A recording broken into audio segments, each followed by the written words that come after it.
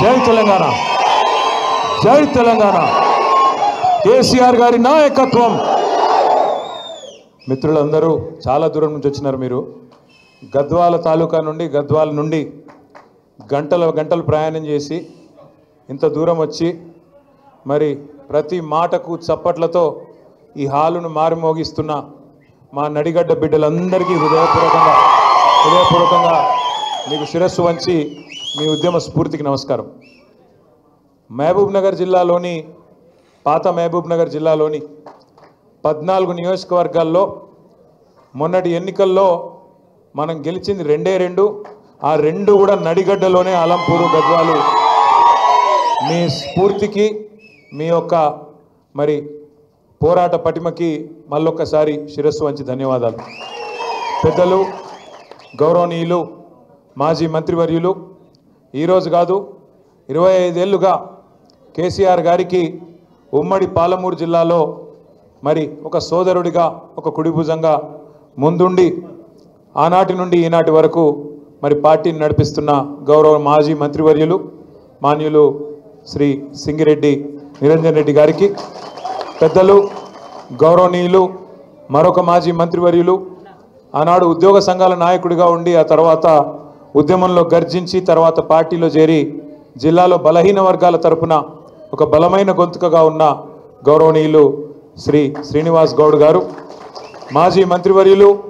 పేరులో చాలా ప్రశాంతత ఉంటుంది, కానీ ఈరోజు గర్జించిన మా అన్న బాల్కొండ శాసనసభ్యులు, మాజీ మంత్రివర్యులు అన్న శ్రీ ప్రశాంత్ రెడ్డి గారు, గౌరవనీయులు. మొన్న జరిగిన పార్లమెంట్ ఎన్నికల్లో మీ అందరి ఆశీర్వాదంతో పరిస్థితులు ప్రతికూలంగా ఉన్నా ఆనాడు అధికార పార్టీని తట్టుకొని, 2 అధికార పక్షాలను తట్టుకొని మరి కేసీఆర్ గారి నాయకత్వంలోనే తెలంగాణకు న్యాయం జరుగుతుందని, ఇంకా 8 ఏళ్ల సర్వీస్ ఉండగా కూడా మరి అత్యున్నత స్థాయికి చేరుకునే అవకాశం ఉండగా కూడా ఆ పదవిని వదిలిపెట్టి కష్టాల కడలిలో మనతో పాటు కలిసి నడిచి వచ్చిన మొన్నటి పార్లమెంట్ అభ్యర్థి, మీ అందరికీ ఆప్తులు, నడిగడ్డ బిడ్డ డాక్టర్ ఆర్ఎస్ ప్రవీణ్ కుమార్ గారు.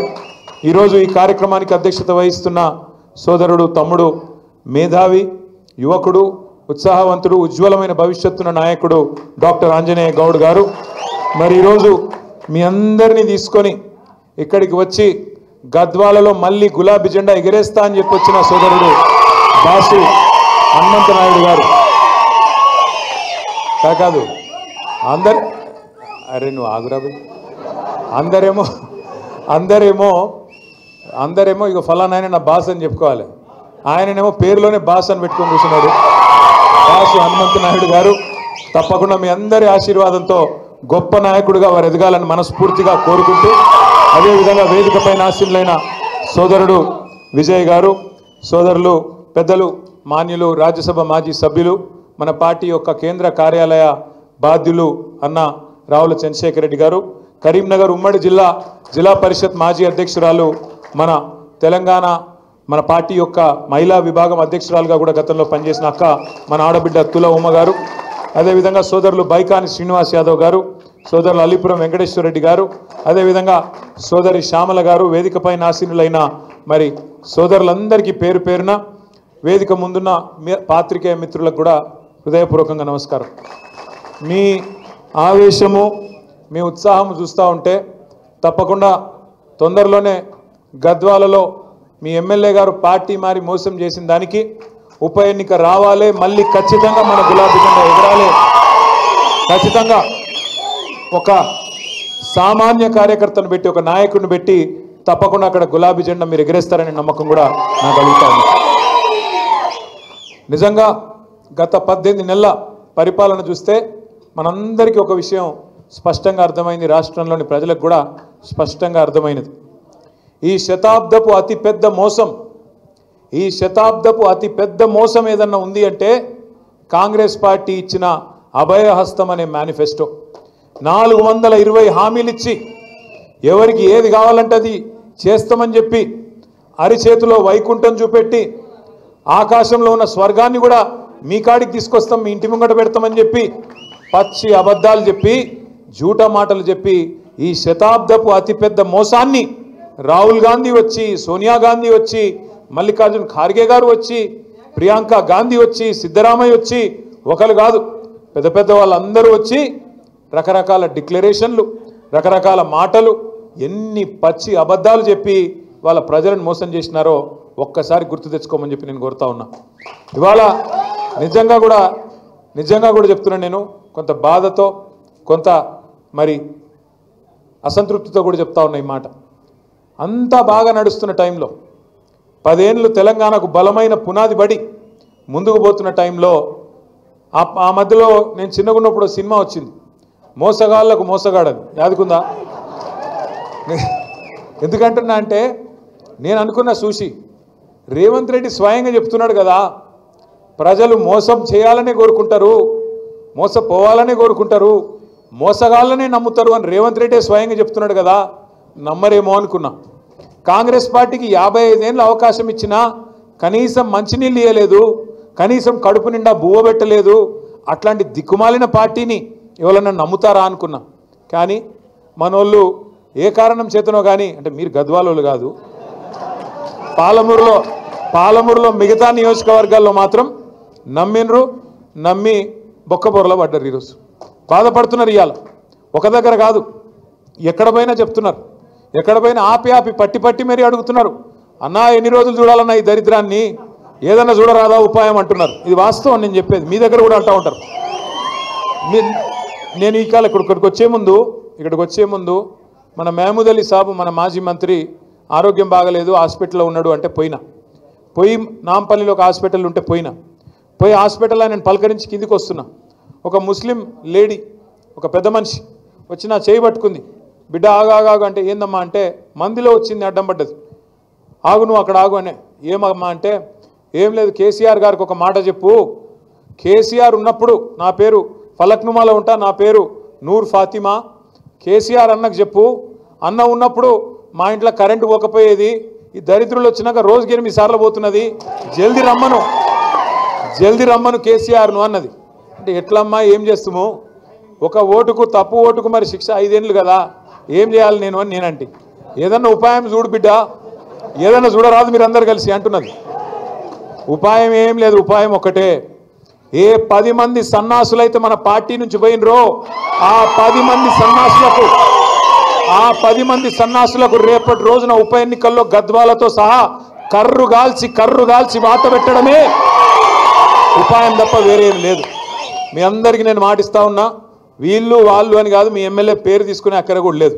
ఎందుకంటే కుండ పగిలింది కానీ కుక్క బుద్ధి తెలిసింది అని ఎవడు మనోడో ఎవడు దుర్మార్గంగా మనతో నుండి వెన్నుపోటు పొడిచేటోడో మనకు అర్థమైంది ఇవాళ.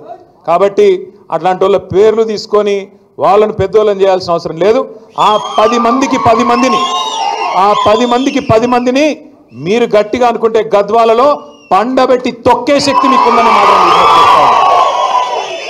నేనేదో ఆవేశంతో నీ మాట చెప్తలేను, బాధతోనే చెప్తా ఉన్నా. ఇన్ని చేసిన తర్వాత గద్వాలకి, ఇప్పుడే పెద్దలు చెప్తున్నారు గద్వాలకి ఏమేం చేసినారో కేసీఆర్, 1-2 ఆంజనేయ గౌడ్ చెప్తుంటే వింటా ఉన్నా నేను.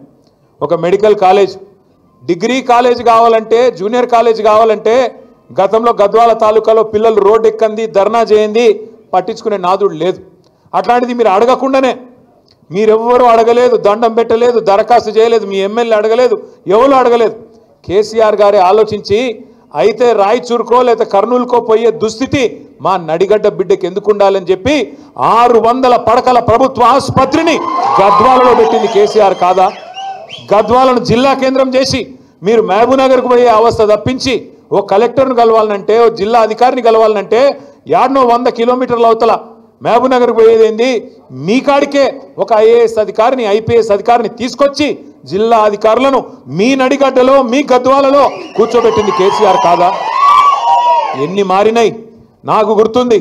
సరిగ్గా 4-4.5 ఏళ్ల కిందట అనుకుంటా, ఒకరోజు గద్వాలలో, ఆ రోజు మేమందరం వచ్చినాం మంత్రులుగా, ఏదో అధికారిక కార్యక్రమానికి పోతుంటే తొవ్వలో ఒక పత్తి చేను కనబడ్డది.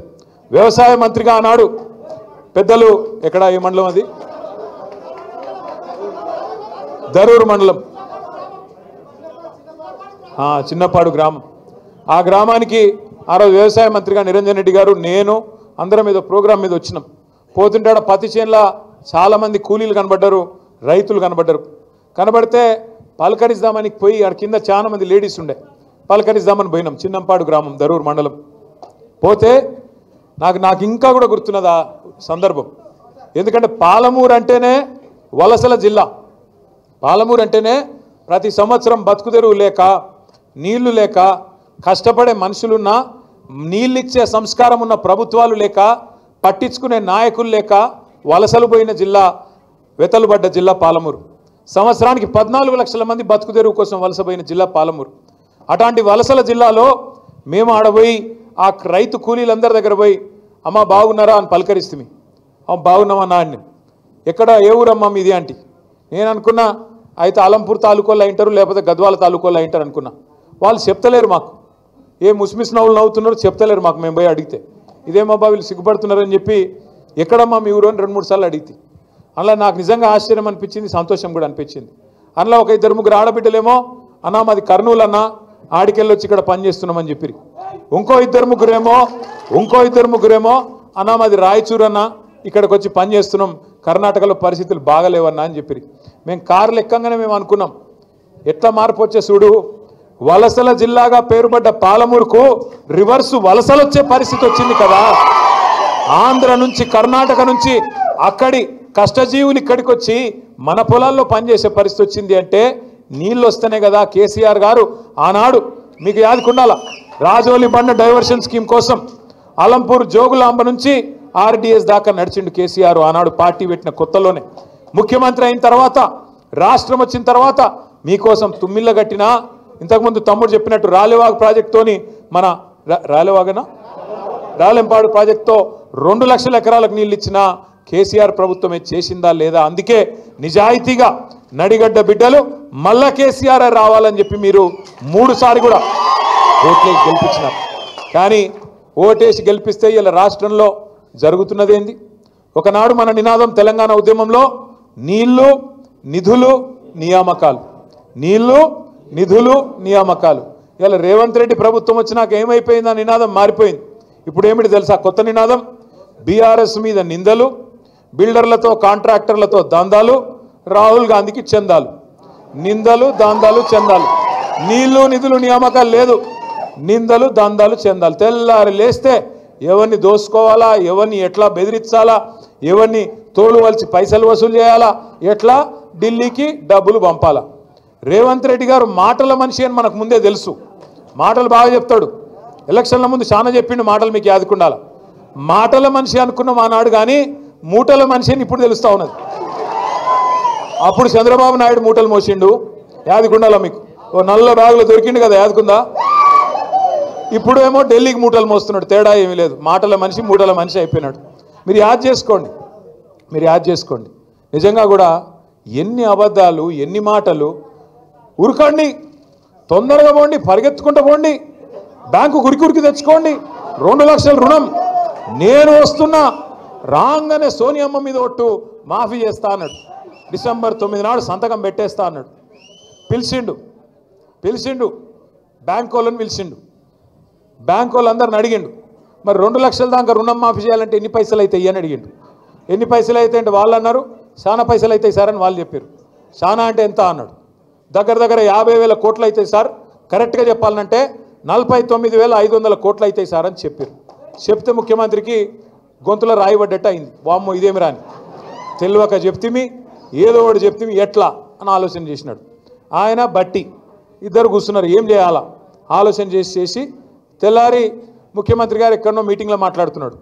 49,500 కోట్లని ముందు రోజే బ్యాంకులు చెప్పి పోతే తెల్లారి ముఖ్యమంత్రి గారు ఒక సభలో మాట్లాడతాడు. 40,000 కోట్లు నేను కట్టేస్తా, ఒక్క సంవత్సరం కడుపు కట్టుకుంటే 40,000 కోట్లు కట్టి పారేస్తా అన్నాడు. 9,000 కోట్లు మింగేసిండు రాత్రికి రాత్రి. 4 రోజులు అయ్యింది క్యాబినెట్ మీటింగ్ పెట్టే. క్యాబినెట్కు రుణమాఫీ అని ఫైల్ తీసుకుపోయి ముఖ్యమంత్రి గారేమో 40,000 కోట్లు అని చెప్పే.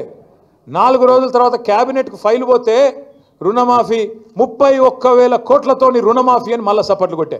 మళ్ళీ 9,000 కోట్లు మింగిండు.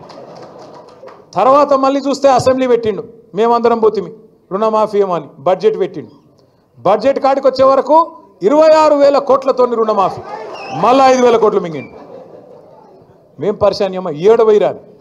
మళ్ళీ చూస్తే 4 రోజులకు సావు కబురు సల్లగా బట్టి గారు చెప్పే. ఎప్పుడు మళ్ళీ బ్యాంకులతో మీటింగ్ పెట్టిండు. అందులో తెలుగులో మాట్లాడితే మనకు తెలుస్తుందని చెప్పి వాళ్ళతో ఇంగ్లీష్లో మాట్లాడుతున్నాడు. ఇక మన దానిలో కూడా అంతో ఇంతో ఇంగ్లీష్ వచ్చిన వాళ్ళు ఉన్నారు కదా, ఈ ప్రవీణ్ అన్న లెక్క నా లెక్క. మేము చదువుకున్నాం కొద్దిగా, బట్టన్న అంత తెలివి లేకపోవచ్చు కానీ మాకు కూడా కోస్తా ఉన్నది కదా. వాళ్ళకి చెప్తున్నాడు ఇంగ్లీష్లో, ఎవరు బట్టి ఇగో మేము పైసలు వేసినాం కానీ మీరు ఇంకా 11-12 కోట్లు కూడా ఇవ్వలేదు కదా రుణమాఫీకి అని తిడుతున్నాడు వాళ్ళని ఇంగ్లీష్లో. అంటే ఎక్కడ కథ ప్రారంభమైంది? 49,500 కోట్ల కాడ ఇచ్చింది ఎంత? 11-12 కోట్లు. చారాన కోడికి బారాన మసాలా అంటే విన్నరా? ఇదే ఎక్కడ 49,000 కోట్లు, ఎక్కడ 11,000 కోట్లు. ఇంకా సిగ్గు లేకుండా దానికి రుణమాఫీ చేసేసినాం, మేమేదో ఏకేసినాం పీకేసినాం అని చెప్పి ఊర్ల నిండా ఫ్లెక్సీల మొఖాలకి. నేనేమంటా అంటే నాకు నిజంగా కొంత బాధ అనిపిస్తూ ఉన్నది. ఈ మధ్యన ముఖ్యమంత్రి గారు మాటలు వింటుంటే ఆయన మానసిక స్థితి మీద కూడా నాకు అనుమానం ఉన్నది. నేను ఊరికేనా అంటలేను, మీరు చూడండి. ఆయన తాపకో తీరుగా మాట్లాడతాడు, ఇటు తిరిగి తొక్కలెక్క మాట్లాడతాడు, ఇటు తిరిగి తొక్కలెక్క మాట్లాడతారు. ఆయన అపరిచితుడు సినిమా చూసిరా మీరు? అపరిచితుడు చూసిరా? అందులో ఒకడే మనుషులు ఇద్దరు ఉంటారు, ఒకడు రాము ఒకడు రెమో. వాడే ఇదంటాడు వాడే అదంటాడు, ఎవడేందో మనకు అర్థం కాదు. వానికన్నా కనీసం జుట్టు ఉంటుండే, వీనికి అది కూడా లేదు. వీడు ఎప్పుడేం మాట్లాడతాడో తెలియదు. ఒక్క మాట మీరు ఆలోచన చేయండి, బయట ఏం చెప్తాడు రేవంత్ రెడ్డి? నన్ను ఎవడు నమ్ముతలేడు మార్కెట్లో, నేను ఢిల్లీకి పోతే అపాయింట్మెంట్లు ఇస్తలేరు, చెప్పులు ఎత్తుకపోతున్నామో అని అపాయింట్మెంట్లు ఇస్తలేరు, ఇది ఆయననే చెప్తాడు. మళ్ళీ అసెంబ్లీకి వస్తాడు, నేను 1,58,000 కోట్లు అప్పు చేసిన అని ఆయనే చెప్తాడు. మరి ఎవడు నిజము? బయట అప్పు ఉడతలేడన్నోడు నిజమా, లేకపోతే సంవత్సరం లోపలే 1,58,000 కోట్లు అప్పు చేసినానోడు నిజమా? చెప్పడు మనకు. అట్లే ఒక దిక్కేమో రాష్ట్రం దివాలా తీసింది అంటాడు రేవంత్ రెడ్డి, మళ్ళీ దిక్కు చూస్తేనేమో ఏడబడతాడు హోర్డింగ్లు, తెలంగాణ రైజింగ్. తెలంగాణ రైజింగ్ అయితే మరి దివాలా ఎక్కడ తీసింది? దీనికి సమాధానం చెప్పడు. ఒకటి కాదు ఎన్నున్నాయంటే అంటాడు, ఏదా కాకతీయ తోరణం అది రాజుల చిహ్నం, రాచరిక పోకడా తీసిపారేయండి అన్నాడు. చార్మినారు రాజుల పోకడా తీసిపారేయండి అన్నాడు. మళ్ళీ చూస్తేనేమో సుందరాంగులు వస్తే అదే చార్మినార్ కాడికి తీసుకుపోయి ఫోటోలు తీస్తాడు. కేసీఆర్ ఆనవాళ్ళు లేకుండా చేస్తా అంటాడు ఒక దిక్కేమో, ఇంకో దిక్కు ఏం చేస్తాడు? యాదగిరిగుట్ట తీసుకుపోతాడు, సెక్రటేరియట్ తీసుకుపోతాడు, కేసీఆర్ కట్టిన కమాండ్ కంట్రోల్ సెంటర్ కాడికి తీసుకుపోతాడు. మళ్ళీ అదే దిక్కు, ఎందుకంటే అప్పుడు నిజాం కట్టిన చార్మినారు, తర్వాత మళ్ళీ కేసీఆర్ కట్టిన secretariat, command control centre, T Hub, Yadagirigutta, Buddhavanam. మళ్ళీ కాంగ్రెస్ వాళ్ళు కట్టి పీకి పందిరేసిన ఏమైనా ఉన్నాయా అంటే మేమే బెబ్బెబ్బే ఏం చూపెట్టాలి మరి? అది బాధ రేవంత్ రెడ్డి గారిది. కానీ నాకు తెలియక అడుగుతా, ఇప్పుడు మీరు అందరు ఇక్కడ ఉన్నారు, ఇలా అప్పు లేనోడు ఎవడన్నా ఉన్నాడా అన్న? లేనోళ్ళు చేయలేవట్టురు భయ ఎవరన్నా? అప్పు లేనోడు, నీకు అప్పు లేదా? నేను అసెంబ్లీలో అడిగితే ఎవరు చేయలేవట్టలు, ఎమ్మెల్యేలు అందరూ ఒక్కడు చేయలేవట్టిండు బట్టి విక్రమార్క. ఇక మరి 20% 30% ఉన్నట్టున్నది, అందుకే ఆయన ఒక్కడికి మాత్రం సేఫ్ ఉన్నాడు, మిగతా వాళ్ళకి మాత్రం అప్పులు ఉన్నాయంట. ఎందుకంటున్నా అంటే అప్పున్న లోపల ఎన్ని కష్టాలున్నా, కుటుంబాన్ని నడిపే కుటుంబ పెద్ద లోపల బనీన్ల పొక్కలున్నా ఏం చెప్తాం? బయటికి మాత్రం కడక్ అంగి వేసుకొని నాకేమైందిరా కగ, లోపల బనీన్ల పొక్కలున్నా బయటికి మాత్రం ఏం చెప్తాం? నాకేమైందిరా, నాకు ₹1,00,000 ఇస్తే తెల్లారి ఎవరు కడతా అంటాం, అంతేనా? కానీ ఎవడన్నా ముఖ్యమంత్రి అంటాడు నన్ను కోసుక తింటారు వే, నాకు అక్కడ పైసలు లేవు. ఎవడన్నా మాట్లాడతాడు ఇట్లా? నాకు అర్థం కాదు. నా రాష్ట్రం ఎయిడ్స్ పేషెంటు, నా రాష్ట్రం క్యాన్సర్ పేషెంటు, ఎవడన్నా వస్తాడా నీ కాడికి? ఎయిడ్స్ పేషెంట్ ఎవడన్నా ముట్టుకుంటాడా? మరి గదే నేననేది. గిట్లా మాట్లాడేటోడు మన కర్మగాలి మన ముఖ్యమంత్రి అయి సచ్చిండు. నేనేమంటా అంటే దయచేసి ఇంకో 3 ఏళ్ళు ఈ దరిద్రం మనం అనుభవించాల్సిందే, మనకు వేరే మార్గం లేదు. మీ గద్వాలకు మార్గం ఉంది, తొందరలో ఉప ఎన్నిక వస్తుంది, మళ్ళా గులాబీ జెండా ఎగురుతుంది, బరాబర్ గెలుస్తాం. వాస్తవానికి శ్రీనివాస్ గౌడ్ గారు కరెక్ట్గా చెప్పినాడు. వాళ్ళు ఎలక్షన్లు పెట్టడానికే భయపడుతున్నారు.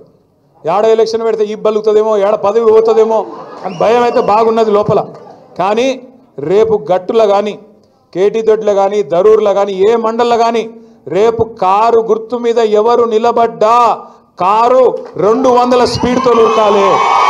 అభ్యర్థి ఎవరు కాదు, అభ్యర్థి ఎవరన్నది కాదు, ఖచ్చితంగా కారు అంటే కేసీఆర్ మళ్ళీ రావాలంటే గట్టిగా గుద్దాల్సిందే. గట్టిగా జిల్లా పరిషత్లో కూడా గద్వాల మీద మన జెండా ఎగరాల్సిందే. నేను మిమ్మల్ని అందరినీ ప్రార్థించేది ఒకటే, కాంగ్రెస్ చేస్తున్న మోసాన్ని, బీజేపీ బూటకపు వ్యవహారాన్ని ఊరూరికి తీసుకొని పోవాల్సిన బాధ్యత మన మీదనే ఉన్నది. మళ్ళా తెలంగాణకు ఎన్నటికైనా గులాబీ జెండా అనే గుండె ధైర్యం అనే మాట నేను మీ అందరికీ విజ్ఞప్తి చేస్తా ఉన్నా. మిగతా పార్టీలు ఢిల్లీ పార్టీలు నమ్ముకుంటే ఎంత మోసం జరుగుతుందో కేసీఆర్ గారు మనకు ఎలక్షన్కి ముందే చెప్పిండు, చిల్కాకు చెప్పినట్టు చెప్పిండు. కానీ మనమే ఇన్లే. చాలా మంది మోసపోయినారు, రైతులు కానీ మిగతా వాళ్ళు కానీ. మా ఆడబిడ్డలు కూడా మోసపోయినారు. తులం బంగారం అంటే మోసపోతురి. ఇలా వాడు గోల్డ్ కాదు కదా, రోల్డ్ గోల్డ్ కూడా ఇయ్యాడు వాడికి అంత లంగవాడు. అట్లాంటి వాళ్ళని నమ్మితే పొరపాటున కూడా ఇయ్యరాళ్ళు. స్కూటీలని తులం బంగారం అని ఫ్రీ బస్ అని రకరకాల మాటలు చెప్పి మొత్తానికి ఓట్లు అయితే వేయించుకున్నారు. కానీ ఒక్కటంటే ఒక్క హామీ కూడా నిలబెట్టే పరిస్థితి లేదు. మీ అందరితోనే నా ప్రార్థన ఒకటే, తొందరలో జూన్ మాసంలోనే మళ్ళీ మనం మెంబర్షిప్ కూడా ప్రారంభించుకుందాం. గద్వాలలో సోదరుడు బాసు హనుమంతు నాయుడు గారి నాయకత్వంలో రేపటి రోజున మెంబర్షిప్ చేసుకుందాం. తమ్ముడు ఆంజనేయ గౌడ్ ఉంటాడు, ఇంకా మిగతా పెద్దలందరూ కూడా మీకు అండగా ఉంటారు. మరి గట్టిగా మళ్ళీ ఒక్కసారి గ్రామ స్థాయి నుంచి బూత్ స్థాయి నుంచి కమిటీల నిర్మాణం చేసుకుందాం. ఎన్నికలు ఏ వచ్చినా, సర్పంచ్ వచ్చినా, జెడ్పీటీసీ వచ్చినా మనకు తప్పకుండా విశ్వాసం ఉంది. గద్వాల ఉప ఎన్నిక వచ్చినా కాంగ్రెస్కు మీ ఎమ్మెల్యేకు బుద్ధి చెప్పే బాధ్యత మనం తీసుకుందాం. ఖచ్చితంగా రేపటి రోజున గెలిచి చూపెడదామని చెప్పి విజ్ఞప్తి చేస్తూ, ఈరోజు మరి సోదరులు చాలామంది జాయిన్ అవుతూ ఉన్నారు.